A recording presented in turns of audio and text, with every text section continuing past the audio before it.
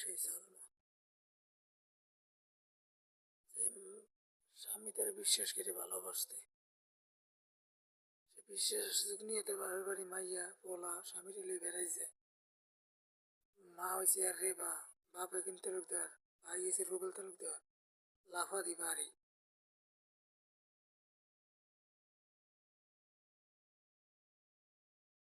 মাদকপোষা union Babuganj থানা, গ্রাম লাফাদি।